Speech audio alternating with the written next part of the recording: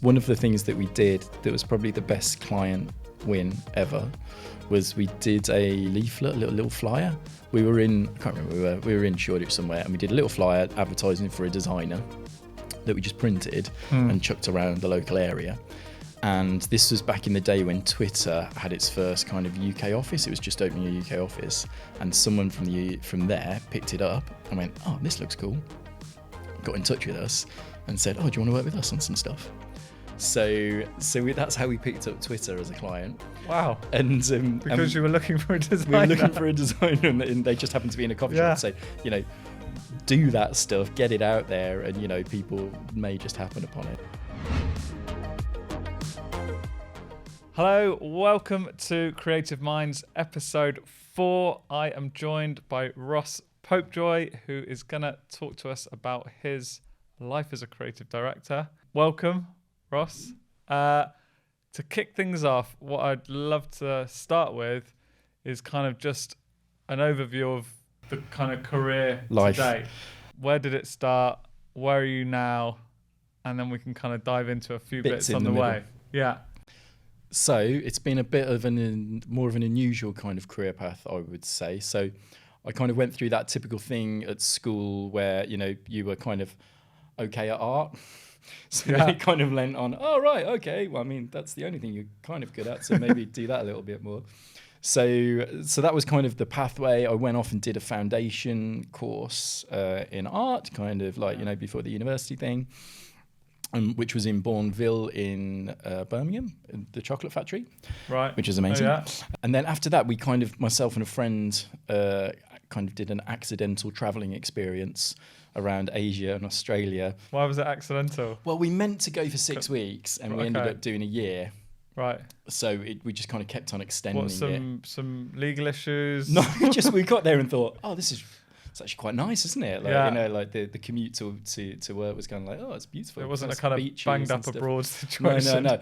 We maybe not for this, but like we'll have a conversation about some of that stuff afterwards. Yeah, okay, fair enough. When I was doing that, I suppose got one of my first commercial jobs doing a branding job for the company we were working for out there.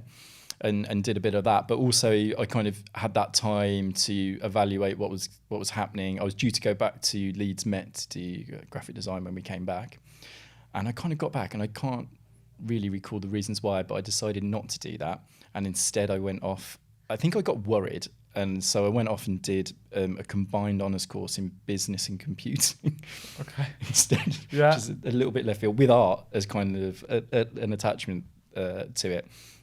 So it was all a little bit different, and I just thought that maybe that was a bit of a safer career bet for me. So that's something you kind of thought, or was there other parents or other? Yeah, I think there was just a lot of environmental factors. I think when you go through that traditional education journey, you kind of go from one to the other, and even if I did well in this GCSE, so I'll do that for my A levels, not necessarily because I want to do that, but I'm naturally better at it maybe. Yeah. So I think there was just a moment of reflection maybe when we did that Australia year, and it was kind of like, okay, is this the right kind of thing? It was a very different time back. This was like late 90s kind of stuff, so it was a whole different scene.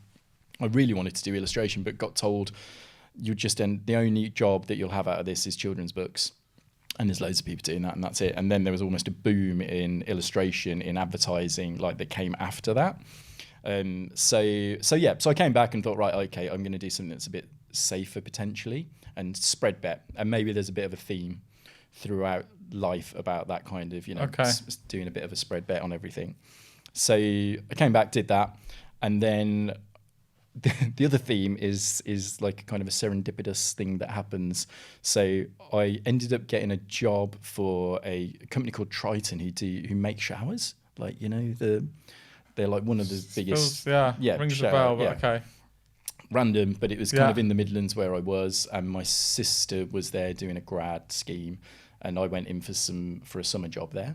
So went in there and kind of did some marketing work, and kind of got offered a job at the end of the summer for once I'd finished my uni degree, to go back and just go in and be their marketing exec.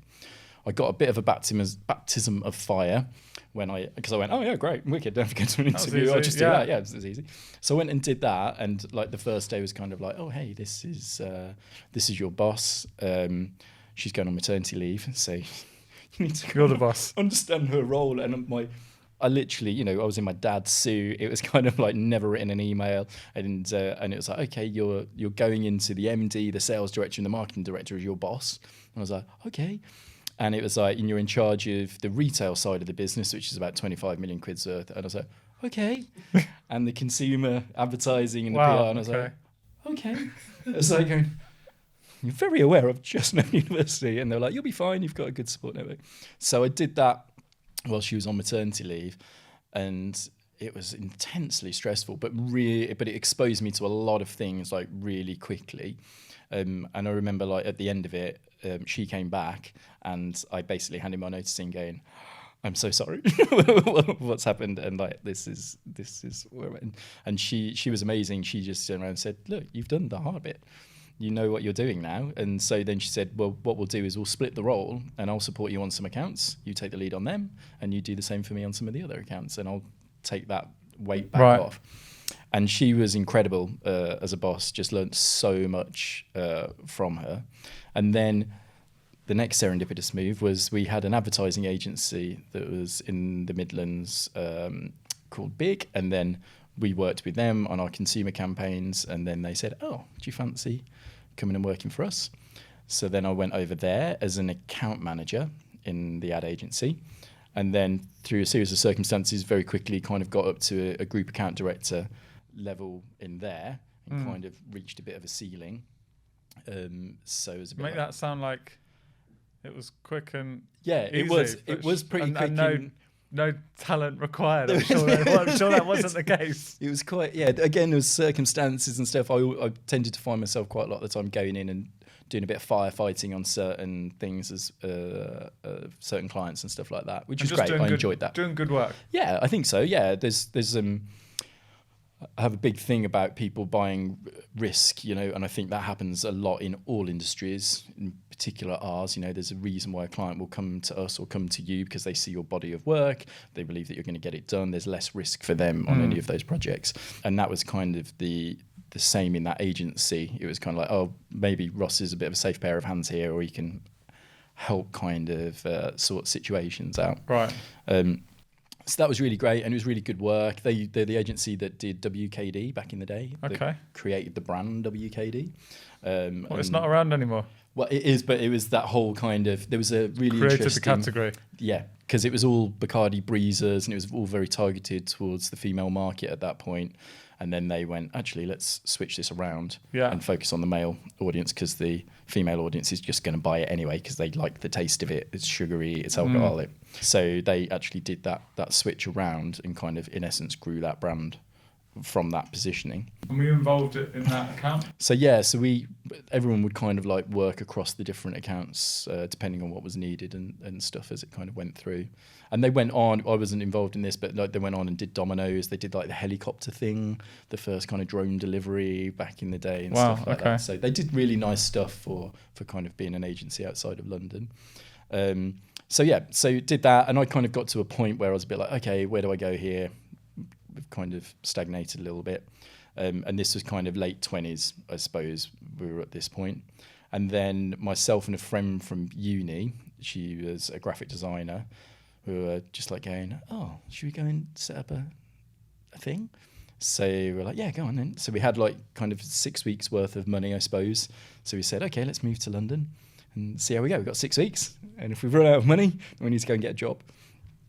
So we did. So we had an agency called the Late Night Salon. So just was there what was the actual kind of tipping point of being like, right, this is the time we're going to go and set up our own thing? So I always tended to, when I was younger, think in 2-year cycles, I suppose, of anything, of either... I'd do it in a 1-year cycle of either I'm being promoted, I'm getting a salary increase, or it's time to leave because one of us is doing something wrong. Either the company I'm working for doesn't see me for the effort that I'm putting into this and doesn't value me, or I'm not putting value into that company And either way, that's not the right relationship, so it's time to move on. So there was always that kind of drive, I suppose, within me to kind of keep moving and doing it. And I think that kind of where that was the point with the ad agency, where there was no room to go any further. The positions above me were kind of taken. You kind of go through some cycles in agencies, you'll know this yourself, where it's kind of like, oh, this project's in, you do it, and then it kind of repeats the next year, or it just changes a bit. And once you've kind of gone through a cycle, you kind of go, oh yeah, I've kind of done that. I'm looking for something a bit different. So it was just kind of a multitude of those different factors, really.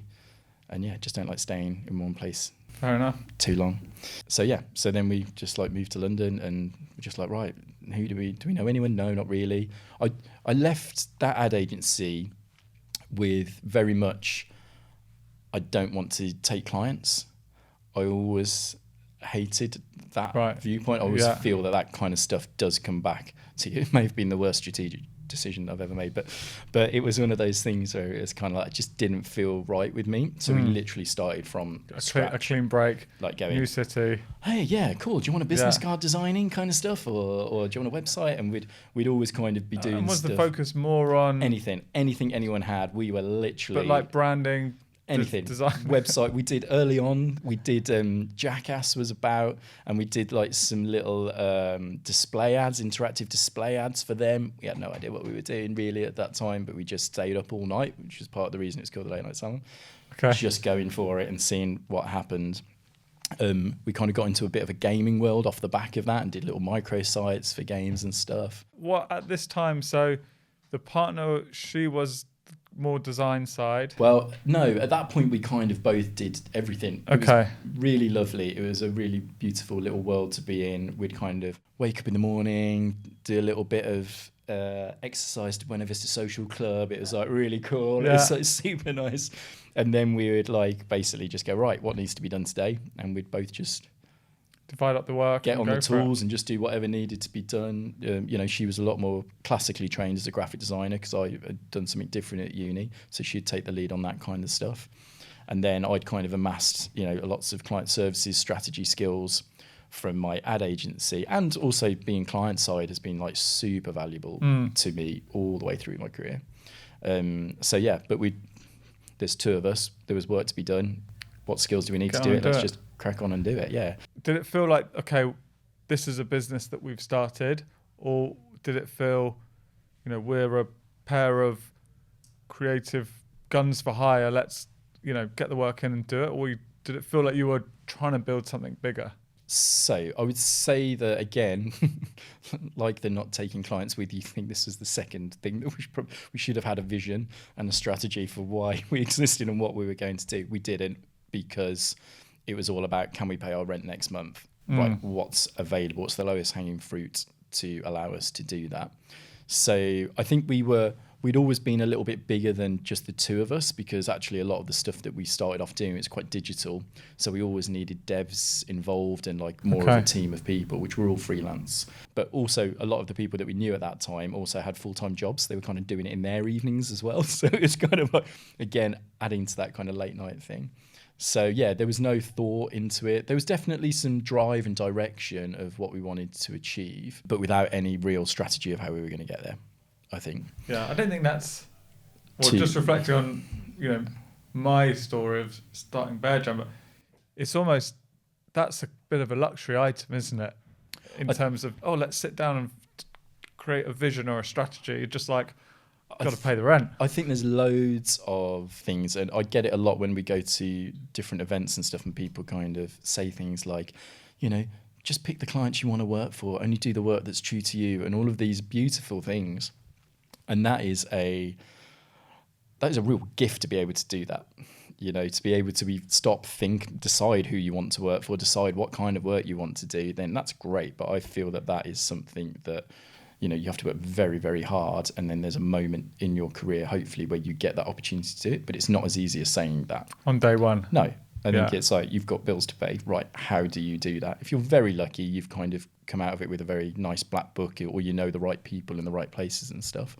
But if you don't, you've just got to hustle a little bit. You've kind of just got to see what's out there, and hopefully kind of get those bills paid in the background, and maybe think of those other things a little bit more. Were there any projects that you thought, this definitely doesn't sit well, I definitely don't want to be doing more like this? Yeah, we did quite well. We did quite a lot of projects that paid the bills, I suppose, with that. But we've always been in a lucky position where we've had clients that we really like personally, and we get the individuals rather than the brands. Yeah, individuals, and we get on really well with them, and they treat us as partners, like especially in the business now, Happy Ending.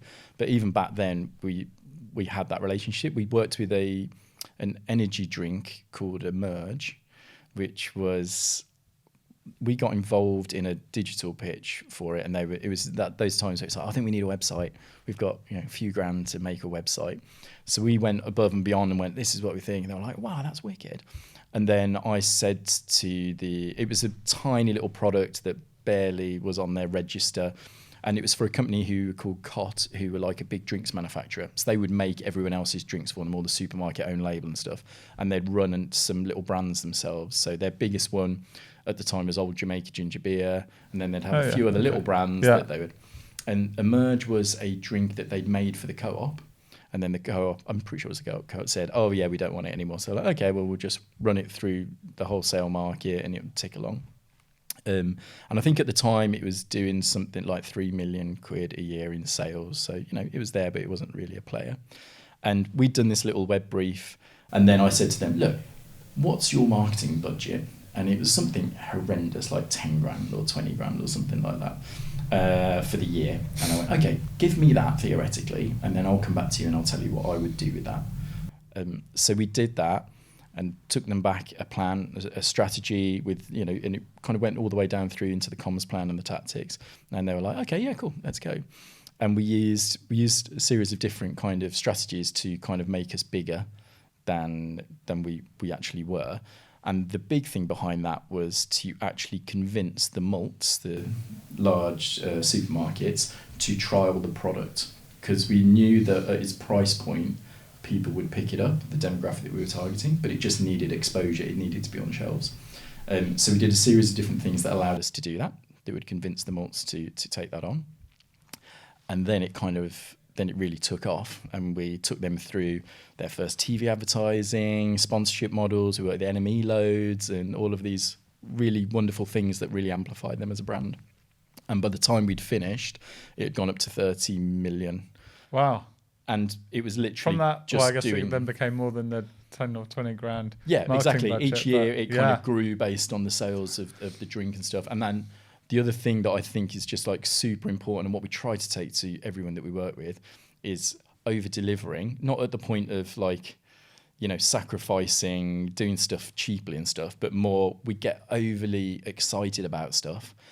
And look at the opportunities going, you could do this, you could do that. And I feel that by doing that, then we got opportunities on the other brands within there, because they're kind of like, oh, look, you've done this over here. Right. What can you do over here? And what can you do over here?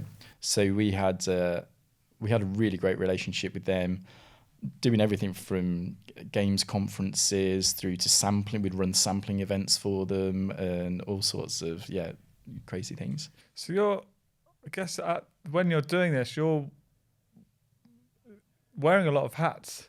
All of them. Like you're the account director. Everything. Account director, strategy, the now creative director, the sometime designer, illustrator, finance, HR. Yeah, and I guess you're drawing up contracts on this side. Yes. And then doing the creative work on the other side. Yes. Running a business. Yes. Paying freelancers. Yes. Not easy. No, I had a conversation with someone yesterday actually that we share a studio with down in Cornwall. And they've got an agency up in London, but there's 3 partners there, so they share. So now it's just me that runs Happy Ending, and they were kind of saying the same thing. It's like, do you do everything? It's like, yeah, we don't have an account handler. Everyone. So there's about 20 of us at the moment in the agency, and pretty much everyone else is a creative in some way, shape or form, designer, copywriter, and then it's like yes, and then I do the other bits. Yeah. Kind of stuff. Okay, we'll get to Happy Ending, later.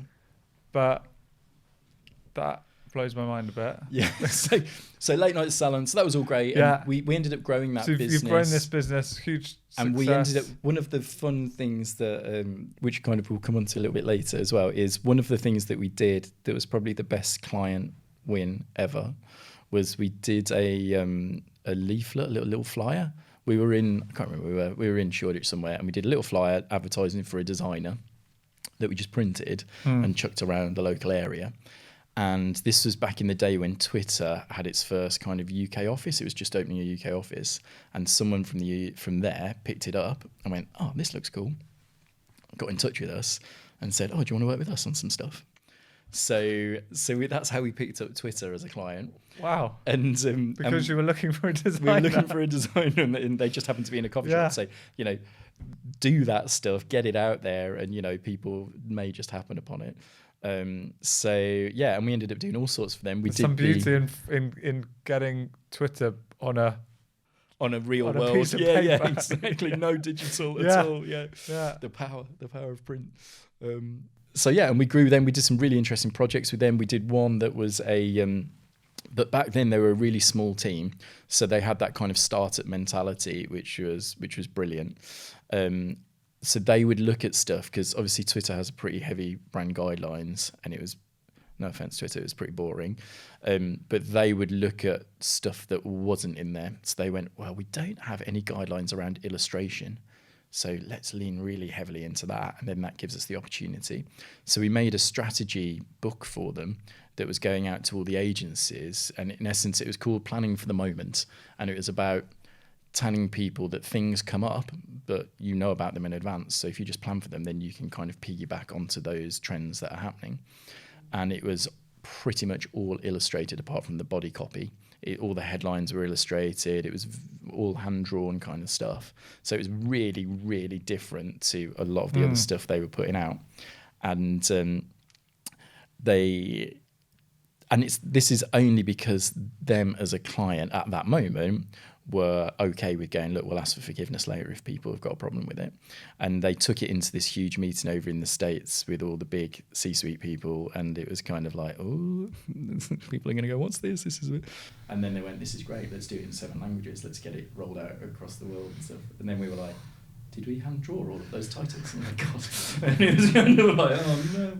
So projects like that were happening, and we'd got to a point where the agency had grown in size. We were picking up clients like that. There was a real mix of kind of the hardcore kind of work that we were doing, and then also some really nice projects. We did for Twitter. They had an event on Great Eastern Street, and there was the 3 graffiti walls under the tube carriage. Oh, okay, I know what you mean. Yeah. And it was back in the day where you could graffiti the walls, and we did 3 giant donut symbols, donuts.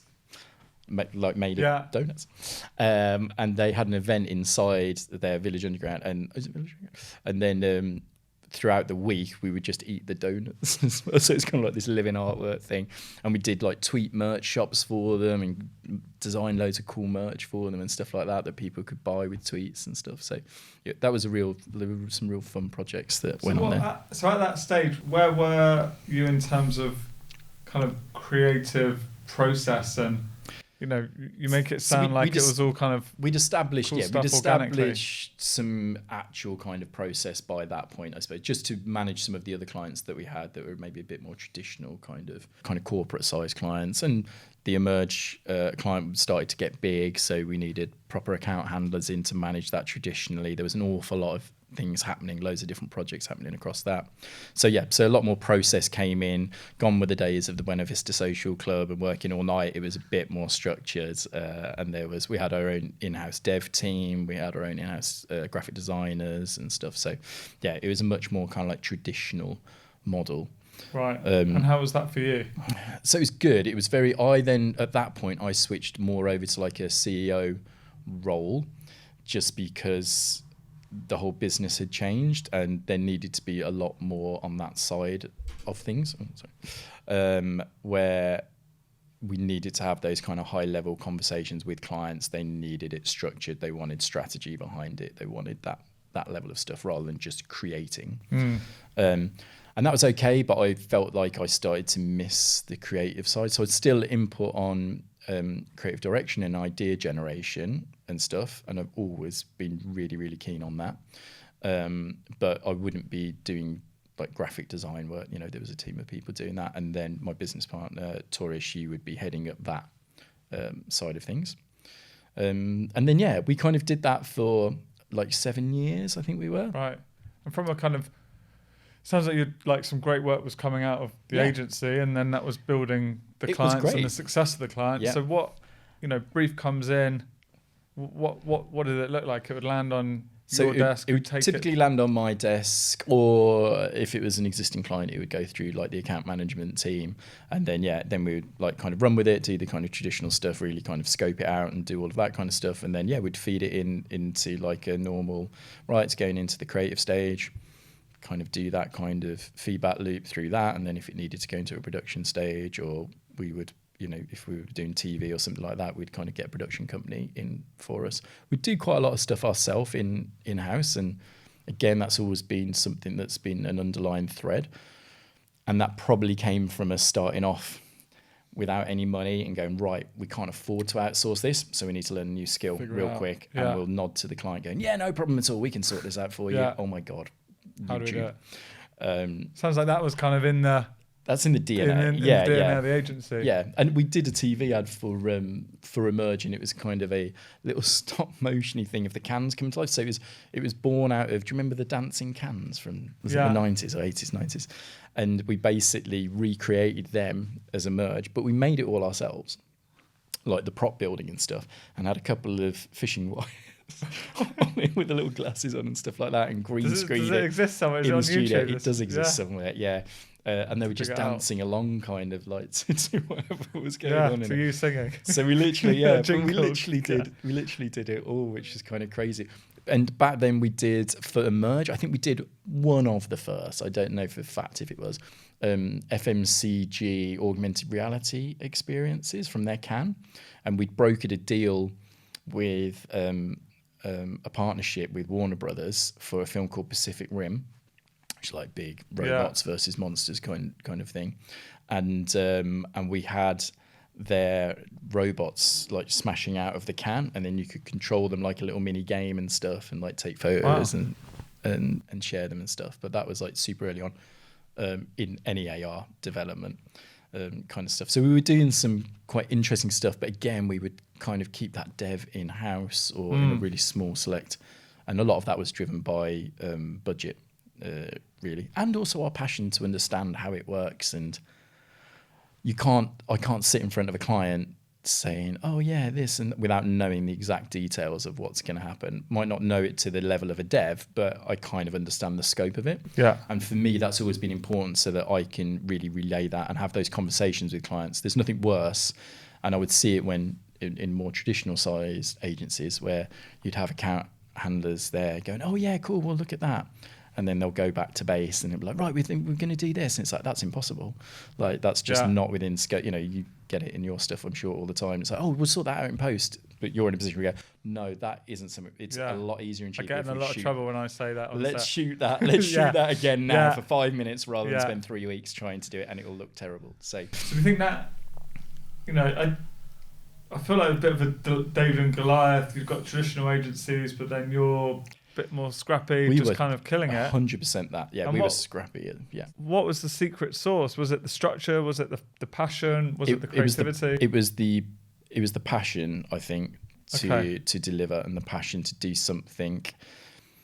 And considering we had absolutely no money at that time, and we were literally like, I remember crying on my best friend in the tube because I couldn't make rent that month and stuff like that. It was like, but nothing would stop us going, we just need to make this different. We need to make it the best it can possibly be for our client within their budget, and we'll give as much as we can. And then that would always take us to that next step where people would see that and go, okay, cool, we're going to give you a bit more now. But yeah, we just loved it. And I still get really excited about creative ideas, bring them to life, and hopefully the impact that they have as well. So we're still in the midnight salon. So yeah, late night salon. Late night, sorry. Baby. And then what? What happened? Where next? So Sounds like it's all going well. It was going really well, and then myself and the other business partner, I think we'd, a bit like a relationship, it kind of had broken down. We weren't maybe talking. I think we had got roles that had kind of happened, but maybe we hadn't started out from word go saying, right, this is what we're going to do.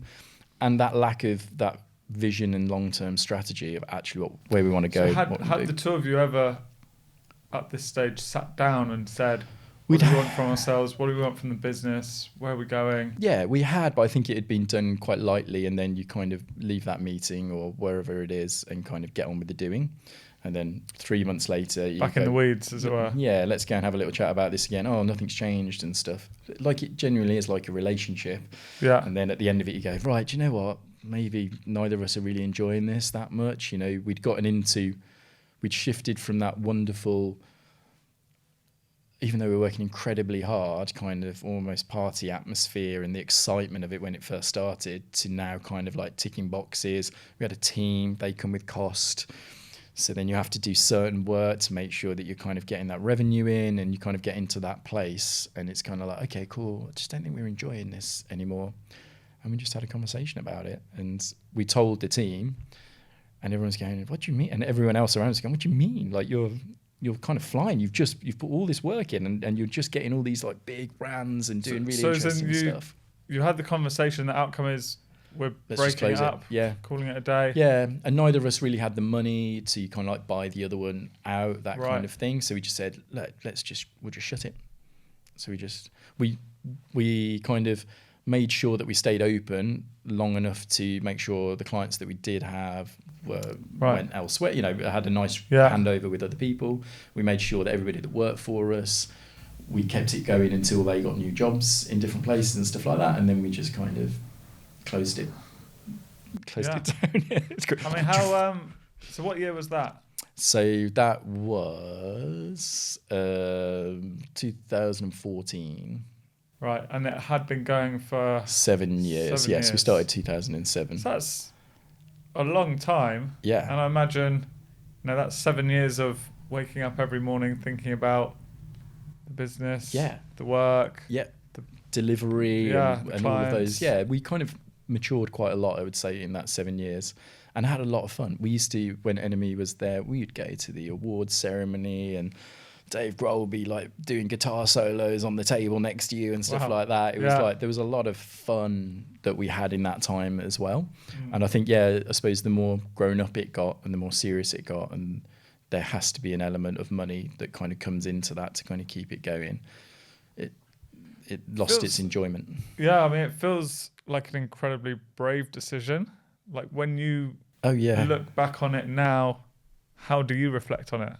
Yeah, I think it was part stupid, part the right thing to do. I think I just bought a house as well at that time, like my first house and stuff, so probably very stupid. But there's no point carrying on if you both have lost your heart, because it's just going to go one way. And I also think that's the same with a client agency relationship as well. If there's a problem, you've tried to fix it, or you've tried to, there's something that's not right. If you just keep going, it just gets worse. It's much better to kind of go, do you know what? We're just not right for each other at this time. Let's move away. And we'd kind of got to that point going, look, we're not enjoying this. So let's just kind of call it a day before it gets bad. Yeah. Amazing, So we did that, and then but I had a mortgage. You've got to really respect that, because I can imagine it would have been a very difficult decision. You must feel you're carrying a lot in terms of employees and all these things to kind of cool the whole thing off. And for no other reason than the two of us were had just we just kind of ran its course, and we tried to put it back on track. But now, if I was the person I am now back then, we probably would have tried some other things out and maybe took us out of the equation a little bit more.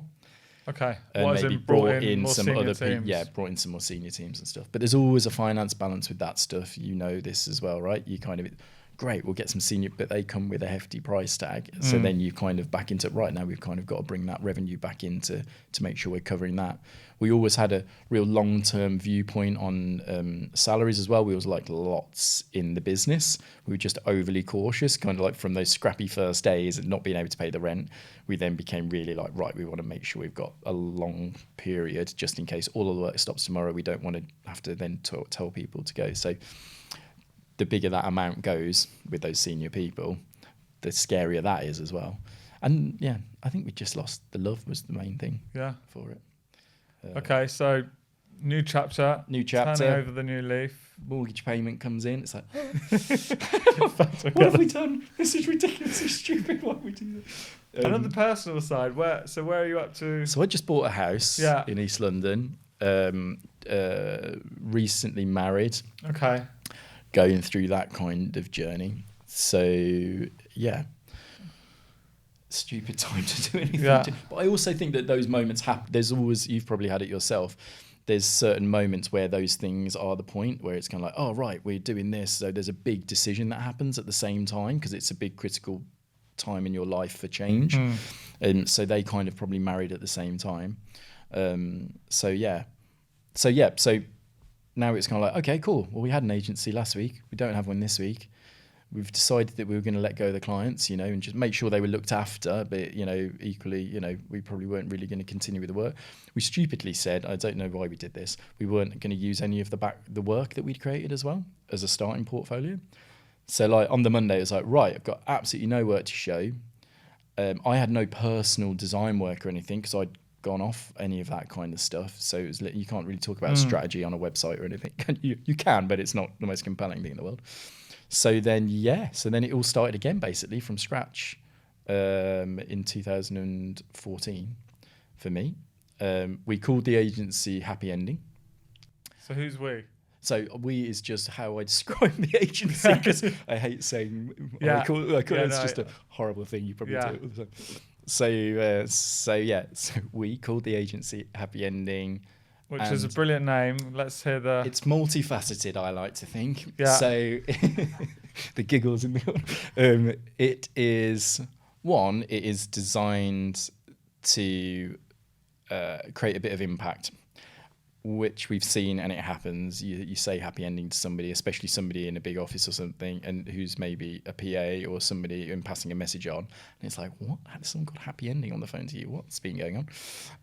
It even happened to my mortgage advisor recently, which was quite funny. So there's an element of that, and that's just about kind of getting that to stick, right? It kind of like hangs there, and it's kind of it drives a bit deeper because it causes a conversation, and then you're instilling something extra. So that's part of it. The second part of it was around client identification on a personal level. So I'll say happy ending to some people, like yourself, and you may take it one way. I'm not going to presume which way you take that.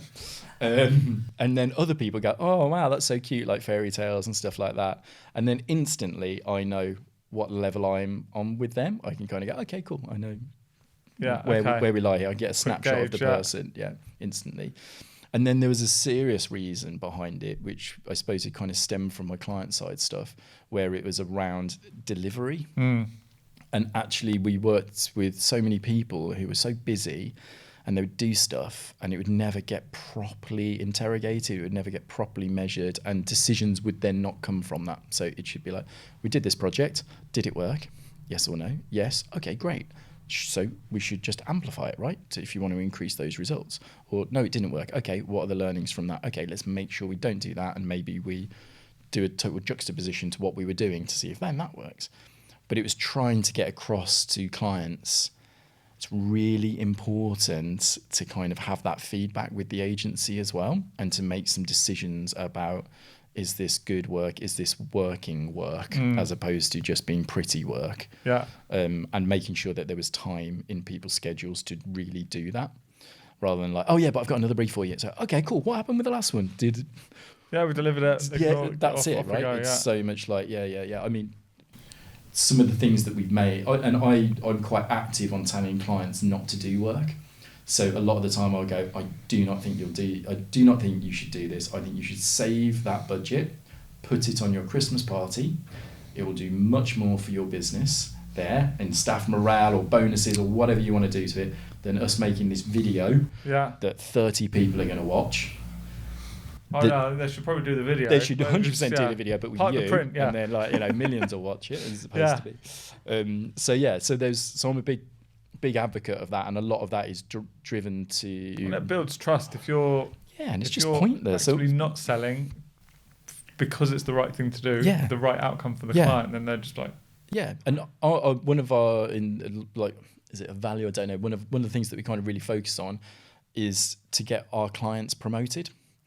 So that's like a real focus point for us, because if we can get our client promoted, they're doing well. So if you can do some work that makes them look brilliant, it's good for everybody. Exactly. It's good for the brand. It's good for them personally. It's then good for a broader ecosystem within that brand. Everyone has a happy ending. Everybody gets a happy ending. Yeah. So we kind of try to instill that, and a lot of that will be around some results driven work. It doesn't have to be dry, but it's just let's make sure we're doing stuff that's achieving a business objective. Exactly. So there's the name. So that's its kind of like its foundations. So closed one agency on the Monday. Yeah, pretty much. You just, right, job one, I need a name. Yeah, Let's job one, need clients. a name, register that. Yeah. Okay, job two, call up some people. Yeah. And see if anybody needs any work. We did a lot of work that was that we would create without briefs because we didn't have any.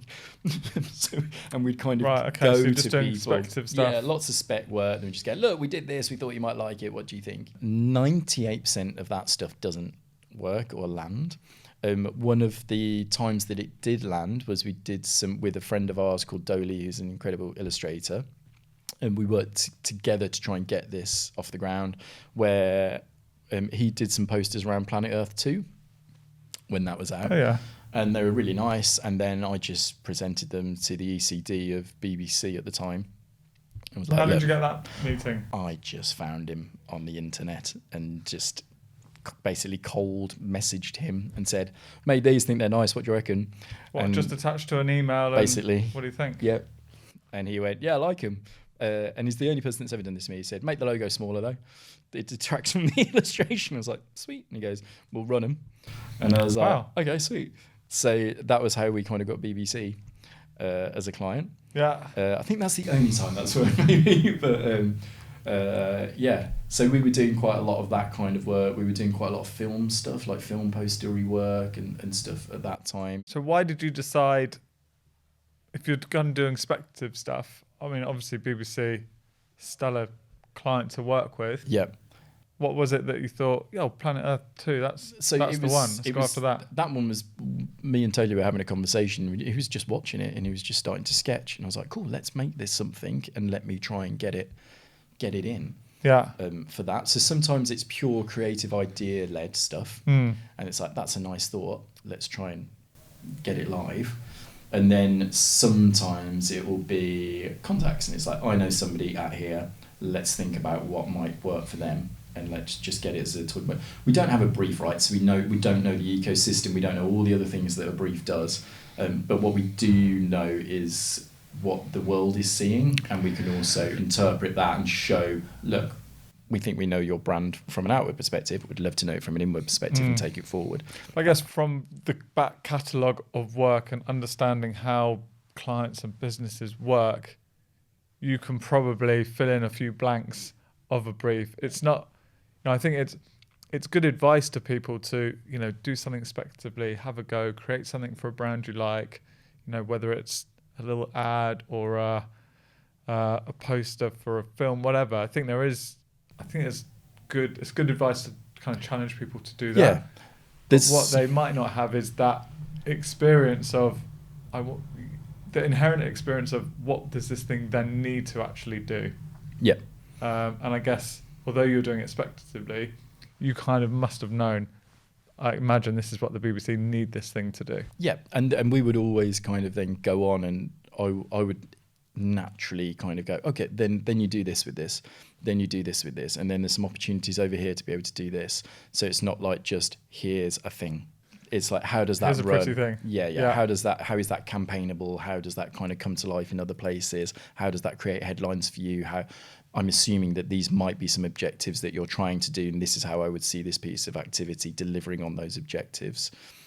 So yeah, I would always, and that is from that client side experience, that advertising agency kind of experience, kind of coming into that and understanding what people need as well, and also how it gets justified from a budget point of view as well. But that feels like, you know, I mean, maybe superpower is slightly overselling it, but that experience on the creative side, the account management side, strategy thrown in, like that is a very strong asset that you within you, isn't it? Yeah, and I think I've always been that kind of person, and even now, you know, we'll have tomorrow at the studio we've got, you know, the seniors, and we're having a creative brainstorm around something, and then we're doing a strategy meeting. But I'll be the one that will be in both of those, leading For the those. same brand, different projects? So for the same brand and internal stuff as well, but then different people will kind of come in depending on what their superpowers are, I suppose, you know. And it's kind of like, being able to think in that business analytical mind and what we're trying to do and trying to achieve, but then also with the creative idea, concept, and even delivery is a really handy tool to have. I used to go into client meetings and I'd present work, and sometimes you get it where they're like, no, we're not feeling that. And I'll be like, okay, cool. And, you know, it's the traditional, you go through the teams and do all that, and you're like, ta-da! And they're like, no, don't think that's right. I think you've got that wrong. And we're like going, okay. But then I would be there going, right, okay, how about this? And I would scamp stuff and do idea generation on the spot. And that, I think, for me, at that moment, that's what they loved. They were like, great, Ross, you can do this and you can do that. So that's what we want. We want it here and we want it now, and idea generation happening, rather than, okay, let me take it back, brief it back in, go through traffic, put it through the creative teams who are too overloaded anyway, and then I'll bring it back to you in a week, and Still it not may right. or may not be right because they aren't picking up the nuances of that little meeting, or, you know, the tiny little things. Whereas I'm kind of like, I know your business. I speak to you every day. I understand little bits that aren't in the brief that you've told me, you know, over time, and I can also like generate ideas and scamp them up for you as well. So it was kind of like, that was that in that particular moment in time was definitely like a superpower to be able to do that. Yeah. And weirdly, back in that agency time, I almost got treated like a little SBU within the agency. And it's just like, okay, cool, these are your numbers. What's that? Like a little business unit within it. And it's like, they're your numbers, make your numbers, we'll leave you alone kind of stuff. So it's like, great, let's make that happen. So and then that's kind of always been the DNA, I suppose, of where we are now, as happy ending in terms of the work that we do. We love working with the BBC. We've got a really strong relationship with them now, and we've grown from doing like a little poster to, we just did their visual identity design system, TV ads for the cricket. Amazing work, which was great and fun, quite intense. And that was our first kind of job across editorial and marketing for the BBC. Yeah, I mean, it looks amazing. Yeah, it was really, really cool, but a pure collaborative approach. Right. One of those dreams where you've just got an amazing client, you're both kind of adding value to it, and it's moving at a pace. They always move at quite a pace because they've got really tight deadlines on stuff. So that's the in-house creatives? So that's BBC Creative, And like those editorial team, marketing teams, everybody kind of chipped in when they needed to. So so we're, you know, that was 8-9 years ago. Yeah. The kind of beginning of happy ending. We're now today. Yeah.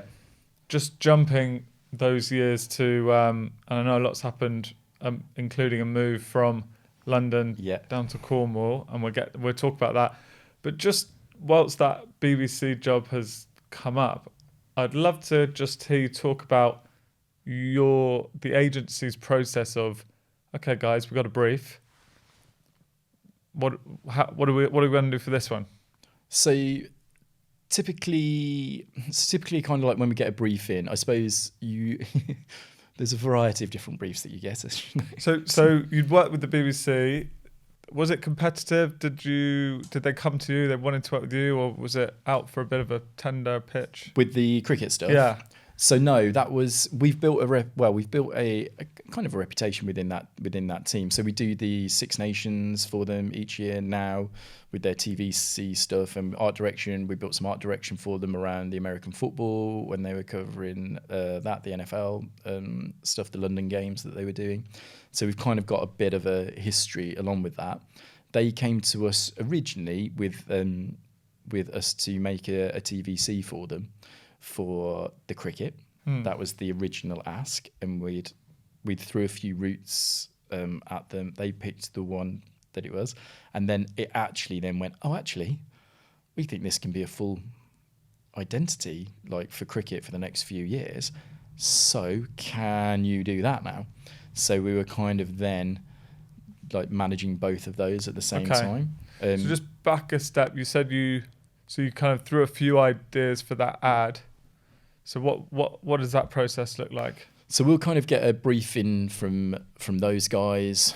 It depends. Sometimes they'll be kind of going, this is what we think it should be from an art direction point of view. Or they might just go, look, this is the brief, this is what we're trying to achieve audience-wise and all of that kind of stuff. What do you think? And then we'll kind of go, okay, cool. We'll go off, do our research around it.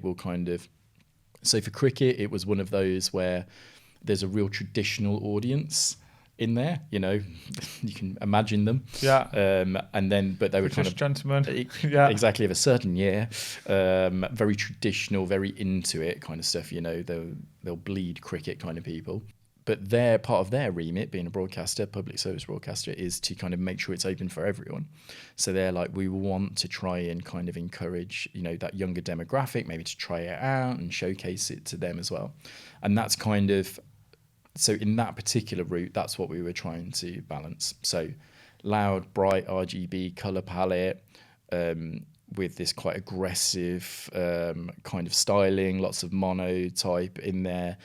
But then at its heart and within its DNA is this cricket scoring system for the diehards. And it's like, I don't know if you know cricket, it's quite a complicated scoring system.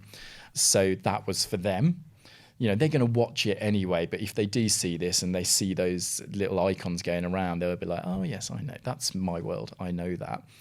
That younger audience won't. It would just be a graphical element to them, but they'll be a lot more attracted to its pace and the animation style and the other graphical elements to it as well. So how did you arrive at that as a creative route?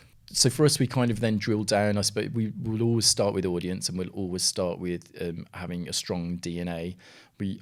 Nothing we do, I hope, is just this looks nice.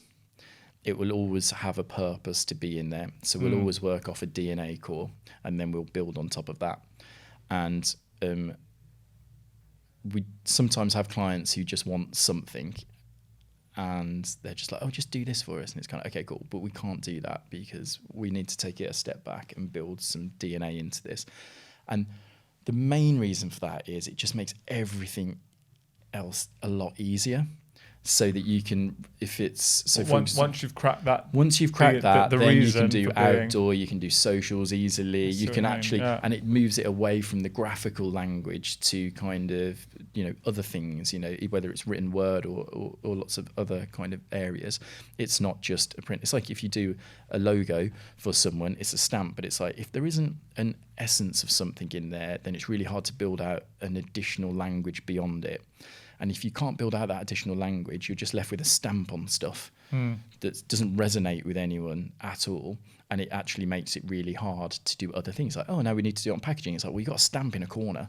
But because it's just a little graphic-y thing, it doesn't have any essence to it. There's no DNA in there. It makes the next bit really hard. Whereas if it's got some DNA in it, then it's kind of like, okay, cool. It triggers thought processes. They go, oh, we could do this, or this is over here. But that still links back to that. And it gives you a world to play with rather than just a tiny little object. It sounds like there's always, you're always thinking, always ticking over. When there is a creative block, have you got, what's your kind of solution for that? I just kind of get really into the creative again. So, for example, now I have... As in you force yourself to? Yeah, and I just try to immerse myself more in the world. So a lot of the time, especially at the moment, I'm here, there, everywhere, having all sorts of conversations and stuff. but I will then try and go, right, okay, I really need to open up Procreate, Photoshop, Illustrator, or whatever, and almost just sit there. And whether I focus on something specific or I just play, then I kind of get back into it. And I suppose my ideas happen in the shower and bedtime kind of stuff. Well, the tube's really good for me as well. Where you can kind of there's something about the shower. You just zone out. Everything gets zoned out, and you just let it kind of go. And I'll always have little things in there as thought starters, and I've got a ream of notes of just tiny little ideas. Some are really like executional, some are like deep strategy, kind of big world kind of things. And I just kind of play with them, I suppose, a lot in my head, and then physically, from design elements and stuff. We've got one really nice thing that we try to do. So our logo is a smile and a full stop, like happy ending. That's as basic as I could get it, stripped back from everything else. But because they're quite simplistic shapes, they allow us to play with them. So we do quite a lot internally for, t-shirt graphics, utilizing them, or we might chuck some stuff in Cinema 4D, or we use it as a poster brief and stuff like that. And just being able to almost forget about anything bigger then allows your brain to relax a little bit, and you just kind of just go with it. And then, accidents happen, or you do something that's quite nice, and then that could be the thought of something further down the line, or it might work in something right now. So just kind of giving your brain that space not to think. And what about like giving the team's brains space? Is that something that you're running a business? It needs to be commercial. You can't have people sat around. You can't doodling and playing, but it's an important part of being creative. Yeah.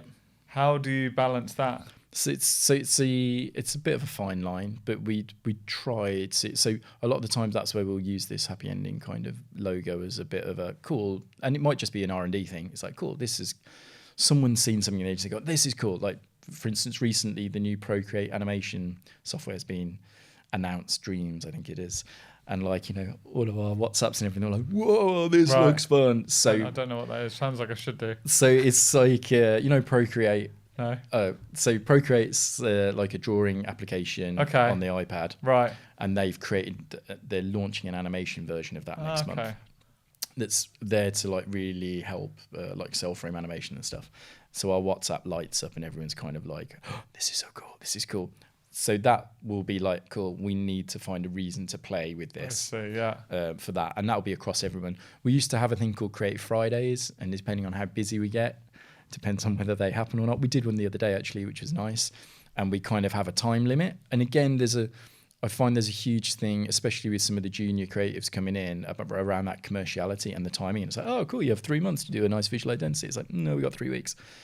And actually getting people up to speed on that is super important. And it's not the right way to work, but it's the way that the world is. So then it's kind of trying to understand. And some of those things like that DNA Foundation is kind of like, right, don't just go off and create stuff and go, oh, this was quite nice. And then if you don't have that, because that should inform that. And that also means that we can go back and say, is this good? Because if this is good, then this stuff should be good. And then, or that one's good, that one's maybe going in the wrong direction, but you can always kind of come back to that. So there's little things like that will help people get there quicker. Whereas I think if you're left just to play too much, it never ends, right? Because it's never finished. Yeah. And you can go down rabbit holes and days later. So I didn't really do anything, but I've been looking at loads of stuff, and it's like, okay, cool. Well, no one's won there. So we were like, even if we're doing these little sprints on the Creative Fridays, it'd be like, cool, you've got a day to make a poster. This is the brief. You've got this much flexibility in it, but we do want to see a finished piece by the end of the day. Crack on. If you need help, we're here. Shout. If you're struggling with something, then we can give you a little bit of a thought starter or something to go in, and that'll be on the senior team for that. But I will always say as well, it's always my fault. I'm right? I'm the kind of reason if we fail on a job, because I've either, I'm working with the wrong people for that job, or I'm not supporting them enough, or I haven't given them the right brief. It's always the buck stops with me. So yeah, I don't think I would ever put pressure on any of our creatives to perform to a thing. And the other thing that we tend to do is always over resource, again, not great business strategy, on a project, just to give us that flexibility of if someone's not having a great day, head's not in it or whatever, you're not creating a stress point at the end of it. So like say we got 3 days to do 3 routes or whatever for a job that kind of comes in, I'll put a few designers on it, right, just in case. You never know what's happening with people, so yeah, and then that means that no one's under horrendous pressure, right. And then you can combine, and then we'll kind of go through and go, okay, so these are the ones that we're going to put forward for. Yeah. Yeah, it's always a challenge when the agency's busy, but then you've got to kind of come up with, answer a brief, work on a pitch. No one's got the time, and you can, right, you're the least busy, you do this. But you might not It's be a the lot right of person pressure. for it, yeah. Yeah, might not be the best person, perhaps needs a bit of collaboration. And then perhaps if the output isn't very good, you think, oh, we're probably not going to win this because we've not been able to put everything into it. Yeah. What was the point in trying? Yeah. It's a difficult one, isn't it, to get that balance of resource right. Yeah. Versus, do we go all in because we want it and perhaps have to sacrifice something else? Or let's just focus on what we've got here, and then we're not focusing on the new business. Yeah, and we don't do new business as a thing. Again, maybe not a great I love that. So strategy. So we have all of our focus on our existing clients. And again, having worked in agencies where there's that cycle So where does of the like new business come from? pitch teams, from recommendations from our Okay. existing clients, typically. Because the happy ending website Yeah, doesn't exist really. doesn't exist, does it? No, because we don't have time to Yeah. make one. I found an old blackboard from about 7 years ago the other day with do website Oh. and a few other things on it that still haven't happened.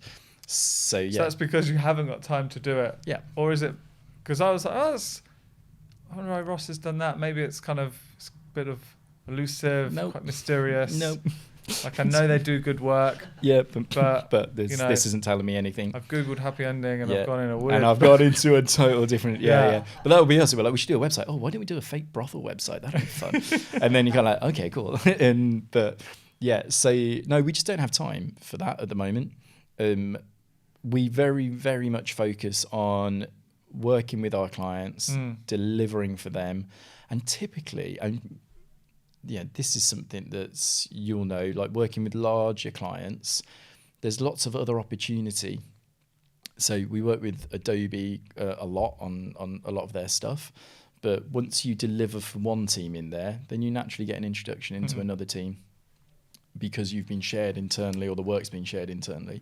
So we'd much prefer to be putting that effort in. And it's the same with the BBC stuff. So we were working with the BBC creative team, got a great relationship with them, and then that's now crossed over into the editorial team. So it's just that natural sharing internally with those guys. And then equally we get recommendations from our clients to their network. If someone says, oh, we're looking for a new agency to do this or do that, then that's typically where our work comes from. We don't do any Do you find that you've got to a nice sweet spot in terms of, there's enough work coming in through the referrals, but yet you're not having, and you've got the team in place to service it and to be, doing good, interesting work, but you've not got a horrendous pressure of, we've got all these mouths to feed and we've got to we've got to churn it. Yeah, we're in a lucky position on some of our work at the moment that it's kind of a bit more long term, whereas typically our stuff will be really short term. I think the agency model has changed quite a lot, especially in our world, maybe less so in yours, but a lot of our stuff would be, you could get a retainer down for a year and have a commitment of some finance for it. And how that kind of gets diced up throughout the year is, you kind of do that as you go. But that would be cool. We know that we've got a year's worth of money coming in that's going to look after everyone's salaries, in essence. Where that's kind of stopped and now it's very much project-based kind of work that we will do.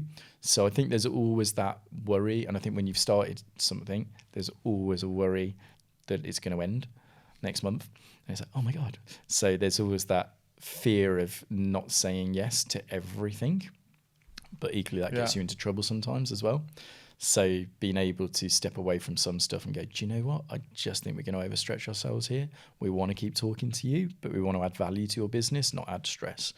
And there may be someone else that can do that for us, for you at this moment, I think is like an important. But again, it is privilege. It is because you have the ability to say no to some work instead of going, we need that money in to pay for the office space this month or something. So yeah, we're in a lucky position at the moment that we've got a bit of that privilege to be able to make those decisions. And I do think that when you've got that, then better things come from that. But it's taken us a long time to get there. What's really nice for us, it feels that, and I know we've not really talked about the move from London to Cornwall, but it feels that you've kind of got this, or the agency's got a confidence that is, a passion for the work, doing good work, and just a sort of confidence in yourself with that. And I guess in a way that's reassuring to clients. You're not peddling stuff just for the sake of it, giving them value and advice and also great work. Yeah, that sounds like I think a really so. nice place to be. And we also like to do it to other agencies and people as well. Like we've got some friends who are running an agency, and I saw one of their TV spots come up, and then something else happened, and I was like, oh, that's quite a nice idea. So I just messaged him and said, mate, I've seen this, love what you did with it. Oh, I just saw this, think this could be a cute idea. And I'd send that to them. I don't care, it's their gig. And then they tried to kind of get that agreed with the client and stuff like that. So I think, yeah, if you've kind of got that passion and the ideas drive your creative, good stuff will come. They'll send me something in the future, I like to think, or whatever, something will happen that kind of makes that work. A bit of creative karma. Yeah, a little bit of creative karma. Yeah, absolutely. And I think if you've got the ability to do that for clients, it's not just about we want to earn money off you. And there are agencies out there that are doing that, whether that's out of design or because they're owned by a bigger company or they're listed or whatever. There's sometimes always that finance pressure. That's not us. We want to make enough money so that we can live, kind of stuff, But equally, we just want to make the right thing for them, because that's the only way we'll kind of get a second job with them in reality. And we want to keep doing that. And, if we've got an idea, we want to make sure that it's fulfilled properly. And if that means we have to do a bit more work, then we're prepared to do that. Good for you. Right. I think that's probably our time, Ross. Yeah. I feel like I've not asked any questions at all. Just quick fire. Short answers only. Best piece of advice you've been given? Steal clients from the previous agency that you worked for. Although I didn't take that, but yeah, I would say. Best piece of advice you'd give? Depends on who it's to. If it's someone looking to start their own thing. I would say, I don't know, it's a really hard journey. Maybe look for someone else to kind of take some of that burden as well. Whether that's an investor, someone who's seasoned in the field, or a business partner. Where'd you go for inspiration? Outside, whether it's in London or in the countryside now, typically. What you're most proud of that you've done? I really like the BBC cricket stuff that we did recently. Yeah. And the reason why is because I had very little to do with it. So it was like one of the first projects where some of our senior creatives had just kind of run with it. And I'd had the confidence and comfort in myself to not be too involved in it. Great. So that makes me feel... Did the interview for Design Week though? Yeah, interview for Design Week. Yeah, I did all of that. Yeah, it's basically my idea. I drew the little squares and everything.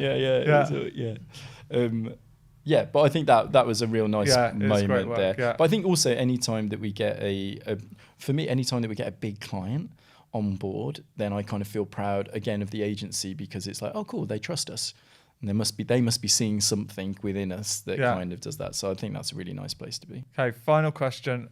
Best piece of work that you pitched that never got made? Oh, loads of these.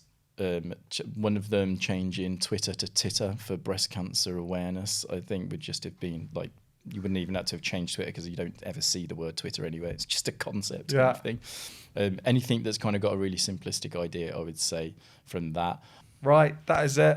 Amazing. Ross, you've been brilliant. Thank you so very much for coming on. Thank you. Sharing all your insights, and hopefully the conversation will inspire some people to start their own agency. Absolutely. Because it's a journey. Just be brave, have lots of energy about it, and kind of do all the things for the right reasons. I suppose. And over-deliver. Over-deliver, value yourself as well at the same time, however that sits. Great. I've got one more question. Okay. Quick fire. Worst piece of client feedback you've ever received? Can you make the white whiter? I think it's probably up there somewhere. Right, on that note, cut. Thank you very much. Is that a real one? Yeah. Make the white whiter.